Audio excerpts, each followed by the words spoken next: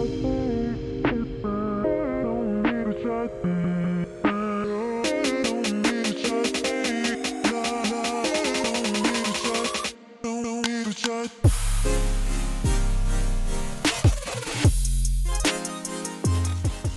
friends, today's topic is life of being broke. Let's rant.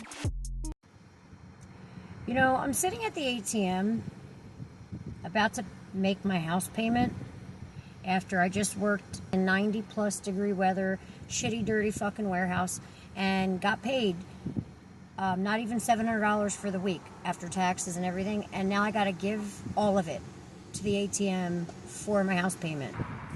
I really don't want to deposit this. I really don't feel like giving over all of my money and being broke again for another week. What gets me even more pissed off is I'm a single mom. Okay, 2 baby daddies, 3 kids that I have. None of them pay a fucking dime, never have. The state never made them either. So here I am scraping just to put gas in the car and to make it week to week. Scraping to just put a tiny bit of food in the house because everything's fucking outrageous. And they're buying new cars, doing whatever the fuck they're doing, living life, not worrying about the kids. It's how we live as single parents. I wish I could just be like, no, I'm not fucking paying it. He should pay it because it's housing his fucking kids. I don't care. Split it between the fucking both of them for all I give a fuck.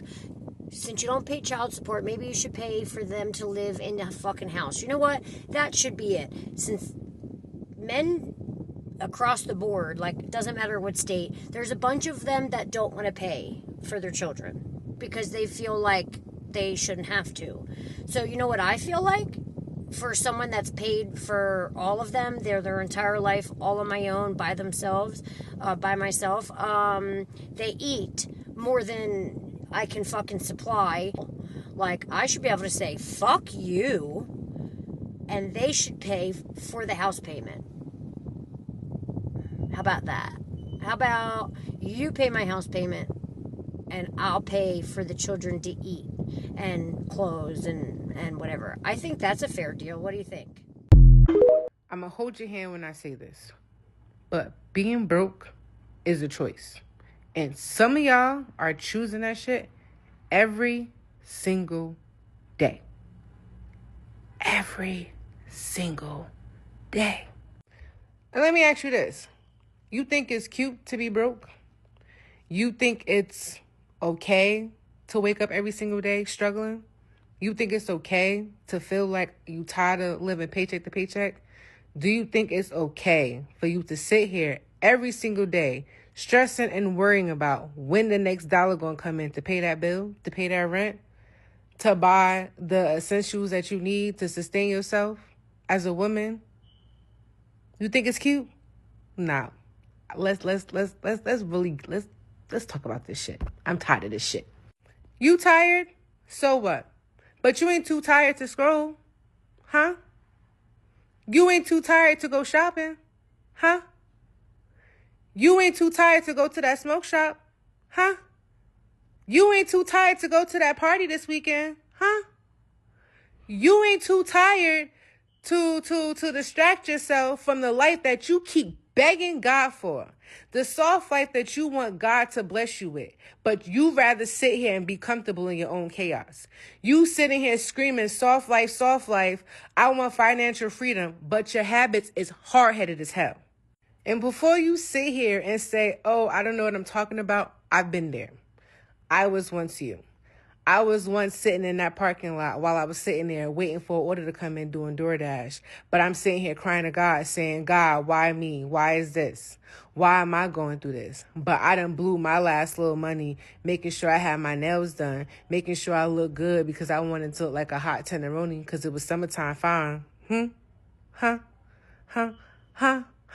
I was crying and I was coping, calling it self-care. But you know what the truth is? I was scared to do the work. I ain't want to give up the nice things. I ain't want to give up the look, the feeling. You get what I'm saying? I ain't want to give up the image because the image was more important than my account. You see, some of y'all ain't broke from struggle. You're broke from comfort. You say you don't got no money to invest, but a party ain't miss you yet. You say you overwhelmed, but you ain't got no problem binge watching that Netflix series this weekend. You ain't had no problem binge watching that content and posting 12 stories. You don't need more info. You need discipline. You need integrity, because the discipline that you claim you have is embarrassing as hell, and your mama should beat your ass, okay? Stop saying you got faith, but you scared to move, okay? God is not going to bless your confusion. You are begging him for overflow, but you're managing your money, your finances, the resources that you do currently have like it's a joke. He's trying to give you a strategy and you keep begging for a sign. Newsflash, this the fucking sign. This video right here, this is the sign. Now, I just want to ask y'all a personal question, right? Since when being broke was cute? Since when being broke was your identity? Since when being broke was your personality trait? Like, just when was being broke ever like something to brag about and to flash and like, boast about? Because you know what's going to happen if you don't snap out of this? You're going to wake up one day and realize that you spent your entire life being in survival mode because you couldn't let go of convenience. Because you kept choosing broke instead of choosing different. So I'm going to ask you, either way you put it, it's still a choice. Are you going to keep choosing broke, or are you going to start moving different? And if you felt triggered watching this video, good. You needed to hear it. Now you can follow me for more content like this, so you can sit here and keep crying about how you broke. I am 48 years old and I am broke.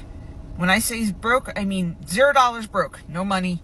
And I am burnt out to the core, and I'm done living like this. I have worked in group homes and nonprofits for over 25 years now. I've poured my heart into my job, gave it everything I got, but I'm burnt out. I don't have any more to give.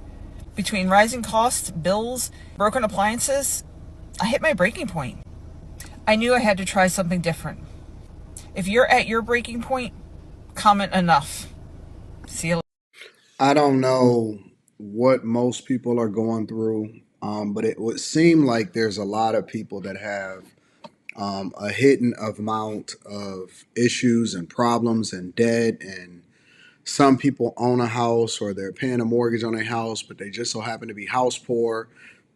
It is hitting people all across the board. And I think that the majority of it, because a lot of people don't want to really say, well, I made bad decisions and, I did some bad things in my life and it didn't necessarily translate into me having success, or I mortgaged my future by having fun right now, or, I took out a student loan that wound up costing me quadruple and I still haven't paid it off. And so a lot of times we get involved with bad decision making, but we don't want to take accountability, which I found is the first step to really getting yourself out of that situation in the first place. And so what people do is they expect to live a certain life, or they say, yo, like this woman said, I'm flat broke and I poured everything into my job. But they didn't realize that the job was just a means to an end. It was an opportunity for them to make as much as they possibly could, and then for them to translate that into, a sustainable living. Contrary to popular belief, your job is not your identity. All right. I want to be very, very clear with this. Your job is not your identity. It's not your job's responsibility to make sure that you are taken care of for the rest of your life.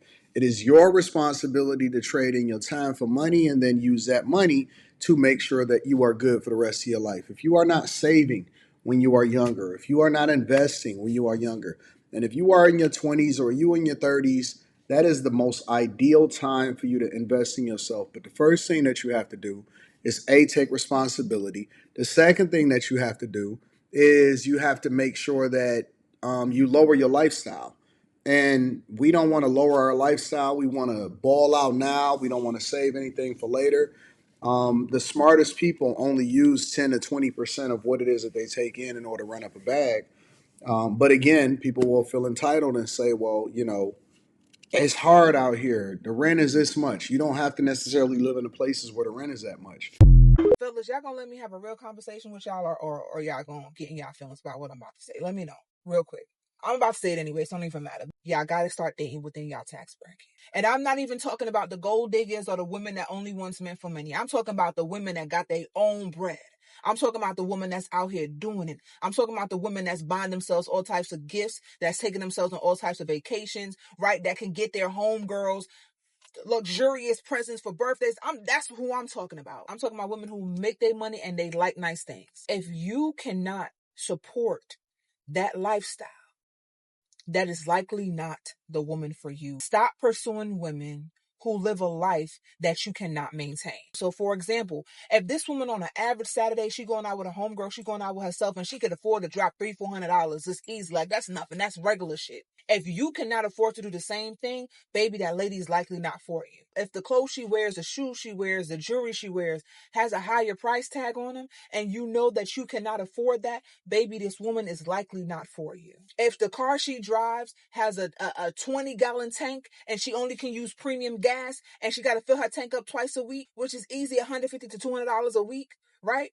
If you can't afford to put gas in her tank, baby, just leave her alone. Like, you see where I'm going with this? I'm not saying you don't deserve love. I'm not saying that you don't deserve a good woman. What I'm saying is that woman is just not likely it, because you're going to have to take her out of the lifestyle that she's used to because you cannot afford the things or the experiences that she can. And it's not just about the monetary and material things. That's just the root. But let's look at it like this. Shorty want to go on a vacation to Dubai. Shorty want to go on a vacation to friggin' Turks and Caicos. And she want to go get a villa, right?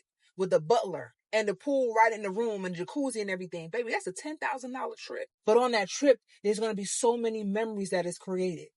But because that is outside of your tax bracket, you cannot go on that trip with her and create these memories. You see where I'm going with that? But if there's another type of woman, same type of character, same good woman, right?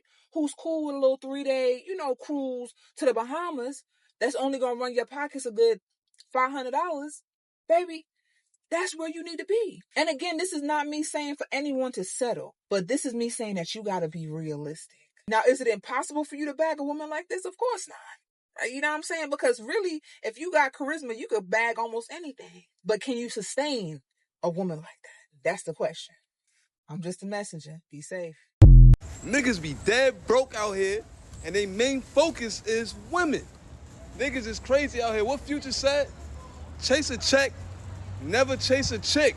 Don't chase no, alright? Cause I'ma keep it 100. That pussy don't make macaroni noises for a nigga with no cheese. Being broke is not fun. What do you think? Comment down below, and thank you for watching until next time.